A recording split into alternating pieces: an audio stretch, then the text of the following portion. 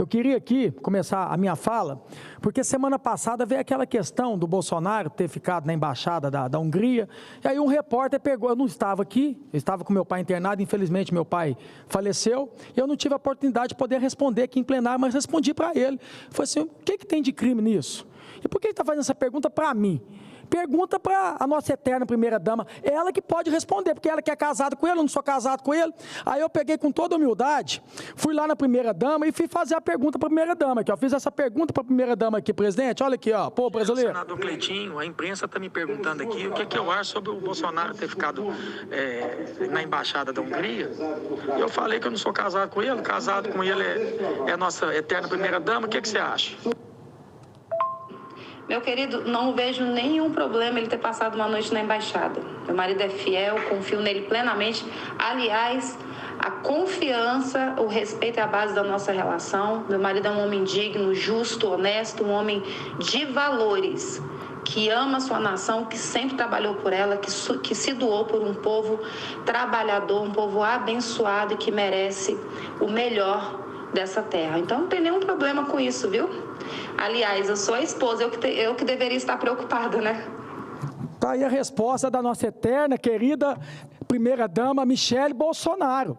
É isso que ela falou, é ela que tem que preocupar. Se ela não está preocupada, por que vocês estão preocupados? Deveria estar preocupado é financiar uma dama do tráfico para vir aqui conversar com o ministro. Será que isso que não é crime não, vossas excelências? Será que isso que não é crime não? Então vocês estão muito... Respeita a família do ex-presidente Bolsonaro.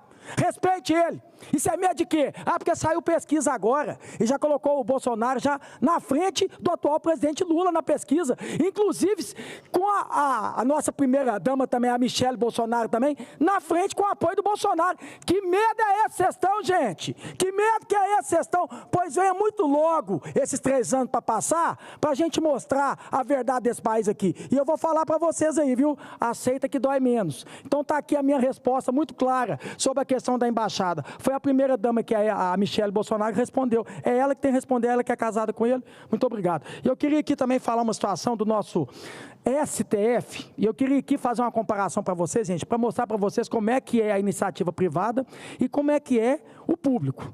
Então, assim, eu estou fazendo isso, eu fiz isso agora com o GSI, que ia comprar uns equipamentos de fone, onde que eu mostrei para eles que o valor que eles estavam comprando era fora da realidade, fui lá, fiz um orçamento e mostrei que era muito mais barato. Inclusive o GSI foi lá, sabe o que fez? Barrou a licitação. Então está aqui, ó, um edital de licitação do STF de água mineral. Eu não sei que água mineral que é essa que tem, não. Isso deve ter mel nessa água mineral. Mas a água mineral que eles estão fazendo a licitação, gente, 109 mil garrafas de 500 ml.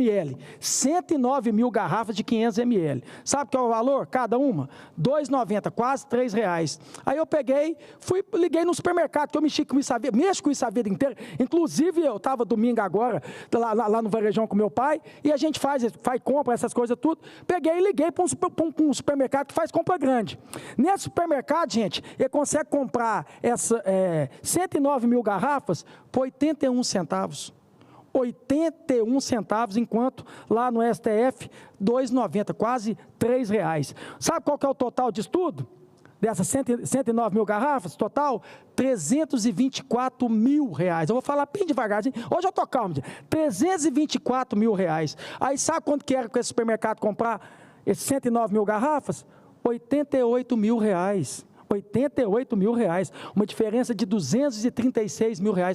É muito fácil, porque eu falo para vocês, gente, que às vezes tem que privatizar tudo. Na iniciativa privada aqui, olha a diferença. Agora, olha o público aqui. Mas sabe por que faz isso? Porque o dinheiro não sai do bolso deles, o dinheiro sai do bolso de vocês. Aí tem mais aqui, ó, água com gás, 14.400 garrafas de 350 ml. R$ 2,42 cada uma, R$ 2,42, dá um total de R$ 35 mil. Sabe quanto que é lá nesse supermercado, para quem ir fazer essa compra também? No caso do STF, R$ 2,42, nesse supermercado, R$ 1,38. R$ 1,38. Aí eu queria falar uma coisa para você, para o patrão que é você. Vocês querem ficar pagando água com gás para ministro? Vocês querem ficar pagando essas águas desse preço aqui para ministro? Que você que paga isso? Não é muito mais fácil pegar e colocar como é que fala? um bebedor, coloca um bebedor lá, gente, vai fazer economia grande. Que água que é essa? Tem mel? Aí eu falo, Cleiton, mas essa água ela é mais cara, ela tem isso, ela tem aquilo. O patrão, que é o povo, bebe o quê? Bebe água de esgoto. Olha como é que está o saneamento básico aqui da população brasileira. Bebe água cheia de cloro. Agora o patrão, que é o povo, tem que ficar pagando água, 324 mil reais de garrafa de água para ministro, para vossas excelências. Tem limite esse país aqui, pô. Tem limite. Põe um bebedouro aí, pronto, acabou, ué. E acaba com isso. Quase 400 mil reais aqui, com água mineral, com água com gás. É uma brincadeira uma situação dessa aí. Um trabalhador hoje para trabalhar com quase 35 anos, ele quase ganha isso aqui, ó. Esse valor aqui, ó. De quase 400 mil só com água. Aí vem falar que esse país aqui está quebrado. Esse país aqui nunca teve quebrado, não, senhor. Esse país aqui que mais tem é dinheiro. Mas o dinheiro que devia ficar para o povo, fica para as vossas excelências. Fica para vossas excelências. Então eu vou só finalizar aqui dizendo novamente, viu, gente? Porque eu gosto de fazer essas contas e eu vou continuar fazendo isso, que a minha função é fiscalizar. O STF, no edital de licitação, 109 mil garrafas, cada uma R$ 2,90, quase R$ 3. Eu liguei no supermercado lá para fazer uma compra grande também, ele ia pagar 81 centavos. 81. Quer dizer, o STF ia pagar 324 mil e o supermercado ia pagar 88. Uma diferença de 236 mil reais. Outra coisa que eu queria falar aqui, falar para vocês aqui, ó, que está acontecendo também. Sabe que o governo, às vezes, né, a questão dos indígenas, os índios, para poder levar a cesta básica para eles, o Exército fazia isso. E é algo que eu quero já denunciar aqui para o TCU. TCU, vocês têm que fazer alguma coisa para nós aqui. Porque o governo, para poder fazer esse serviço, para servir os indígenas, servir também os índios, o próprio Exército faz isso, vai lá e leva a cesta básica. Né? Se tem algum índio que está doente, que precisa vir para cá, o Exército vai lá e busca com o enfermeiro e traz e cuida, depois devolve. Toda a situação e todo o meu carinho, meu respeito aqui por todos os índios. Então, o Exército fazia isso. Então, TCU, eu estou aqui denunciando para vocês e vou encaminhar agora. Aí, sabe o que o governo pegou e fez? Tirou o Exército. Não, o Exército não vai fazer mais, não. Pegou sem licitação, contratou uma empresa para 211 milhões de reais. 211 milhões de reais. Um país que está com déficit de 82 bilhões, é nas pequenas coisas que você consegue trazer economia e consegue zerar. Mas o governo não está preocupado em zerar o déficit. Porque se tem um exército para poder fazer isso, que não tem custo, aí pega e contrata uma empresa sem licitação por 211 milhões de reais, aí, TCU, eu estou encaminhando para vocês para poder investigar e barrar. E onde já se viu? Sem licitação, porque para mim é o seguinte, a administração pública, o princípio dela se chama transparência. Então, tudo que você compra e tudo que você gasta, você tem que ser transparente para poder mostrar isso para a população. Por que fez isso sem licitação? 211 milhões. E aonde tinha o Exército para fazer isso? Então, eu quero aqui encaminhar aqui para todos os órgãos competentes, para poder mais uma vez o Cleitinho ensinar o governo como é que faz, né? Eu vou continuar fazendo isso e não fica com raiva de mim, não. Se ficar com raiva de mim, não fica, pode orar que vai passar. E aceita que dói mesmo, porque a minha função aqui, qualquer outro presidente que estivesse nessa cadeira, eu ia fiscalizar. Porque eu fiz isso quando era vereador, eu fiz isso quando era deputado e continuo fazendo como senador. Porque o maior jeito de você mudar esse país aqui, gente, e combater corrupção, combater desperdício de dinheiro público e farra com dinheiro público é a fiscalização. E ó, eu sei fazer isso muito bem, viu? Eu queria aqui só finalizar, para poder falar aqui. Eu fico um pouco ansioso e nervoso.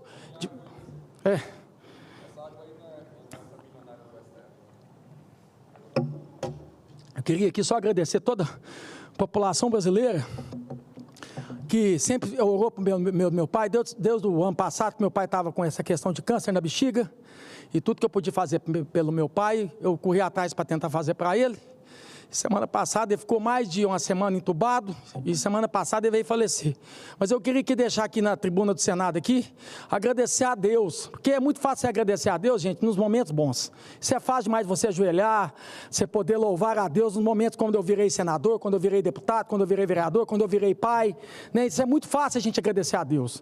Mas também eu quero agradecer a Deus aqui pelos momentos tristes que eu passo na minha vida, e esse é o momento mais triste que eu estou passando na minha vida, que eu estou perdendo a pessoa mais importante da minha vida. Então queria, Deus, só te agradecer por tudo, continuar te honrando, falar que a minha fé é o dobro maior do que era antes, falar para o Senhor que eu vou continuar te glorificando, te honrando, e é nesse momento aqui eu queria falar para o meu Deus, muito obrigado pelos meus 41 anos que eu tenho, por ter convivido com meu pai, muito obrigado, gratidão eterna pela vida do meu pai, pelo porque o meu pai foi aqui na terra, pelo Filho de Deus que foi, com seus 70 anos, e eu tive o privilégio dos meus 41 anos, de poder estar com meu pai, eu tive o privilégio de quando ele morrer, escutar a última batida do coração dele, eu tive esse privilégio, eu queria mostrar aqui um legado para vocês, que eu estava lá no velório, e essa senhora pegou e entregou essa cartinha para mim, que eu queria ler para toda a população brasileira, para mostrar para vocês, gente, que quando você planta o bem, você pode ter certeza que você vai colher o bem.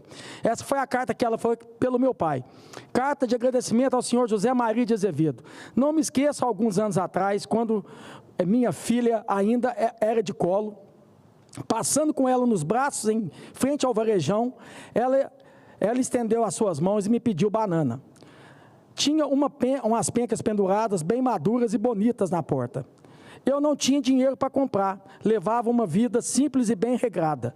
O senhor José Maria estava na porta e a viu me pedindo e me parou e disse: não deixe ela ficar com vontade não. Foi para dentro e trouxe uma sacolinha para ela e com algumas frutas. Alguns gestos parecem simples, mas nós marcamos para sempre. Naquele dia ele tirou um pouco da angústia de uma mãe que não tinha condição de dar um simples fruta para sua filha. Nunca esquecerei desse dia. Passando algum tempo, hoje faço parte da população que ganha verduras e frutas e legumes no varejão todas as segundas-feiras. Em nome de todos eu venho agradecer a bondade de nos ajudar. Para alguns, é a única forma de ter uma mistura na mesa. E principalmente agradeço de coração por ter ajudado anos atrás. Eterna gratidão, Aparecida. O que eu mais carrego do meu pai se chama gratidão. O meu pai teve uma vez que a gente estava passando bem dificuldade no varejão e a gente precisava pagar as contas e a gente não conseguia levantar de jeito nenhum. E eu quero falar isso aqui, é um testemunho que eu vi, que eu aprendi com ele, por isso que eu vou carregar gratidão pro resto da minha vida. E aí não dava nada certo, mas tinha sempre um cliente que comprava da gente, eu não precisava nem mais comprar da gente, é um cliente de restaurante. Já não precisava mais comprar da gente, mas mesmo assim para ajudar a gente, ele continuou comprando. A gente trabalhou, ergueu a cabeça e conseguiu reerguer o varejão novamente. O varejão conseguiu pagar as dívidas, os clientes voltaram a comprar no varejão e a gente conseguiu normalizar. Passou um tempo depois, esse cliente de restaurante que passou dificuldade, começou a ficar mais atrasado as contas, né? Os clientes já não iam lá mais, e aí o que aconteceu? Ele ficou devendo lá dentro do varejão, que comprava com notinha para pagar todo mês e ficou devendo. Um dos meus irmãos, nervoso com isso, a hora que a gente estava conversando lá no varejão, pegou e falou com meu pai: pai, eu vou lá cobrar dele, ele tem que pagar a gente. Aí meu pai pegou na mão dele, puxou a mão dele e falou assim: você não vai cobrar nada dele. Quando a gente precisou, ele ajudou a gente, então agora é a hora da gente ajudar ele. Se ele estendeu a mão para a gente, agora a gente vai estender duas. E eu falo isso para vocês, todos meus filhos estão aqui. Todas as vezes que alguém estender a mão para você, você estenda duas. Isso se chama gratidão. E é isso, pai, que eu vou carregar do Senhor pela vida inteira, gratidão. E eu queria falar que meu pai morreu sem nada, meu pai morreu sem conta no banco, sem nada, não morreu querendo ter loteamento, não morreu querendo ter várias casas, porque cada ser humano tem uma maneira de querer ter na vida, tem uns que quer ter 5 carros, tem uns que quer ter 10 casas, meu pai nunca teve isso, até para comprar uma roupa, a minha mãe queria para comprar para ele. Meu pai, a única coisa, patrimônio que ele queria na vida dele, eram os filhos dele.